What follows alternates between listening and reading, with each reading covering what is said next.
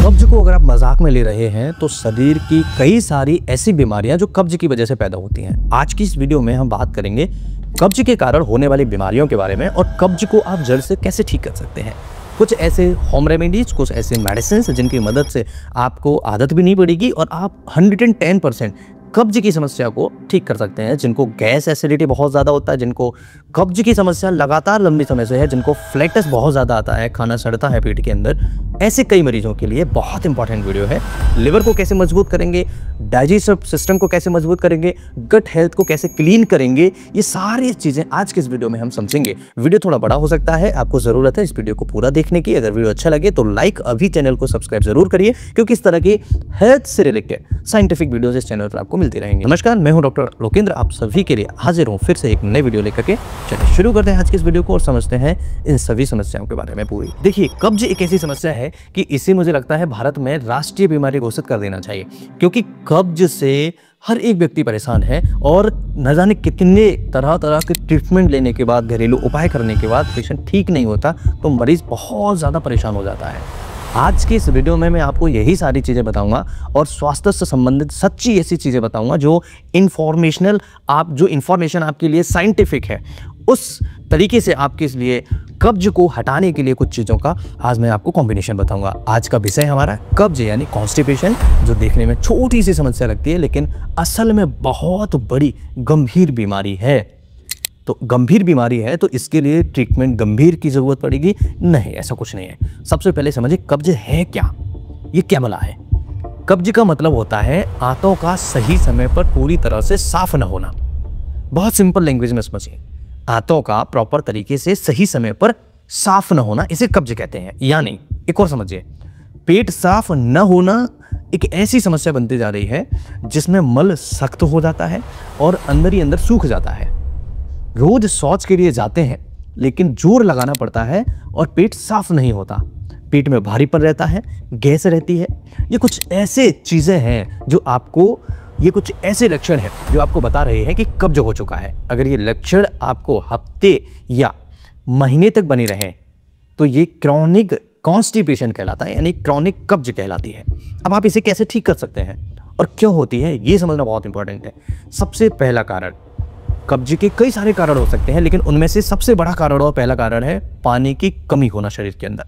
कम पानी पीना, शरीर में पानी की कमी होगी तो मल सूख जाता है जिससे कब्ज होता है। दूसरा कारण फाइबर की कमी होना।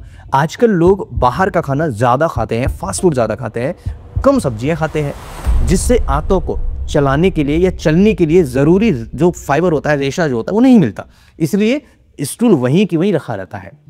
तीसरा कारण लाइफ स्टाइल, देर रात तक सोना, सुबह देर तक उठना, शौच की आदत को टालना, ये कब्ज का बहुत बड़ा कारण है, लोग समझ ही नहीं पाते हैं। चौथा कारण तनाव, चिंता होना, यानी मानसिक तनाव से आंतों की गति, पैरालिसिस जो मूवमेंट होते हैं वो धीमी हो जाती है, ये भी कारण है। और पांचवा कारण दवाइयाँ और हार्मोन्स का असंतुलन होना। जो पेन किलर्स आप ले रहे हैं, एंटीबायोटिक्स ले रहे हैं या थायराइड की दवाइयाँ ले रहे हैं, ये भी कब्ज की समस्या को बढ़ा सकती हैं। तो ये भी कुछ कारण है। आखिर छठवां कारण क्या है? कम शारीरिक गतिविधि, यानी कि फिजिकल एक्टिविटी का कम होना। जो लोग ज़्यादा देर तक बैठे रहते हैं, ऑफिस में बैठे हुए हैं लेकिन चलना फिरना उनका कम है, यानी व्यायाम नहीं करते हैं, फिजिकल एक्टिविटी कम है, उनमें आंतों की गति कम हो जाती है, धीमी हो जाती है, इसलिए उनको ये प्रॉब्लम्स होती है। तो ये कुछ 6 कारण हैं जिनकी वजह से आपको कब्ज हो सकता है। आपको इनमें से कौन सा कारण है, कमेंट बॉक्स में मुझे जरूर लिखिए।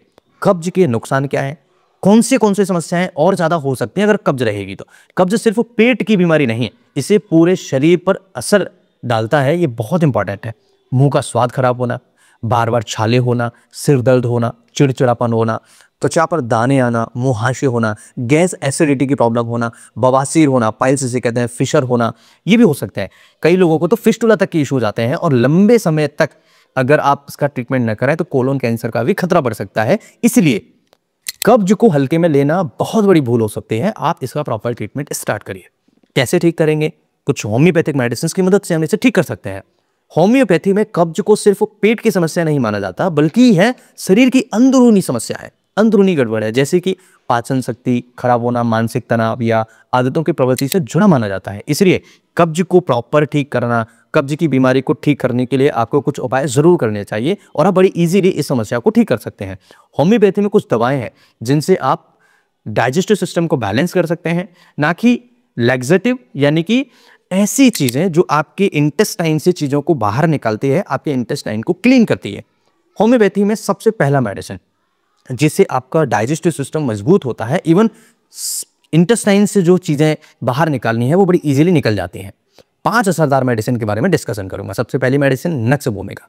30 पोटेंसी ले सकते हैं, 30 नहीं हो तो 200 ले सकते हैं। जो लोग देर रात तक काम करते हैं, ज़्यादा कॉफ़ी या मसाले खाते हैं और शौच की जो तीव्र इच्छा होती है लेकिन राहत नहीं मिलती है, मरीज को मोशन नहीं आता है, ऐसे लोगों में नक्स वोमिका बहुत इफेक्टिव माना जाता है, आपको जरूर लेना चाहिए। दूसरा मेडिसिन है ब्रायोनिया एल्वा।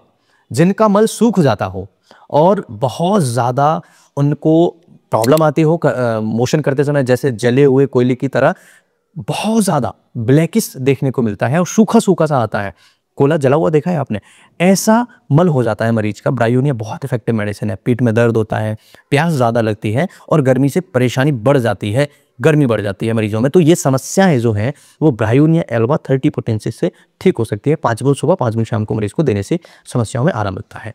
तीसरा मेडिसिन एल्यूमिना 30 पोटेंसी।